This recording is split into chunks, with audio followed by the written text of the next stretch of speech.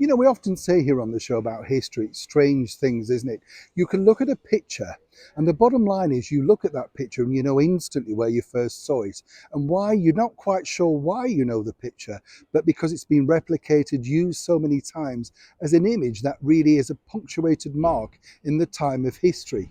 It doesn't matter whether it's culture, as in, say, Marilyn Monroe in that white billowing dress by Trevalier, on, of course, the set of The 7 Year Itch, looking absolutely beautiful and iconic. It could be, of course, you know, that awful, horrific picture of President Kennedy being shot alongside his beautiful wife, Jackie Kennedy.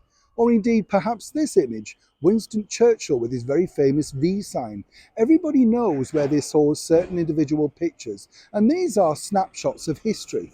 And today I wanted to show you a picture that I literally just found out some information about. And when you think about it, when you consider all the horrific images that came from the Second World War over here, particularly during the Blitz, it was this one particular building that everybody, literally, I was told, on the night was holding their breath, because during that particular night, it looked like this iconic building over here, designed by the celebrated designer and architect, Sir Christopher Wren, St. Paul's Cathedral, was about to fall during the, horrific, as I say, nighttime Blitz attack from Germany and the Luftwaffe.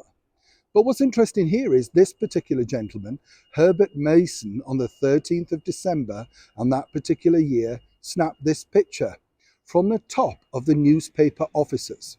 Now, he had no idea that this was going to become such an iconic image.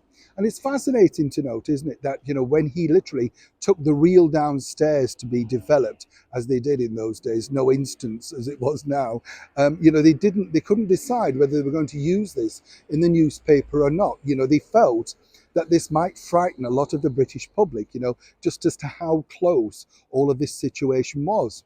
According to the War Office, they didn't like the look of the picture because they said it looked like we were in retreat, losing, and once again, this would have proved very negative under the leadership of Winston Churchill, as one can imagine. But the image did go out, and in fact, it gave a rallying cry to lots of people. Lots of people were inspired by the fact that we were still left undefeated, and St. Paul's remained, as it were, virtually intact. There was a bit of slight bomb damage, but nothing like it could have been. When you go to St. Paul's today, it's hard to imagine what went on that fateful night. It's very modern now around that particular area. Cafes, open pavements, places to sit, all of that sort of stuff. Nothing like, of course, it was way back during the Second World War. But we do have this man, Herbert Mason, to thank for such an iconic picture. And the reason, as I often say here on the show, why I wanted to share it with you was, without these images, they could be lost forever. And isn't it nice that people from time to time have a light shone on them? Because without him taking his camera up to the top of the Daily Mail building on that fateful night, we would never have seen just how close we came to losing such a wonderful building. But more importantly, the rallying spirit that his picture ensued. And for that, many of us, in fact, all of us, should be truly grateful. As ever, I'd love to know what you think to this particular story in the comments below. Neil Sean in the very heart of London.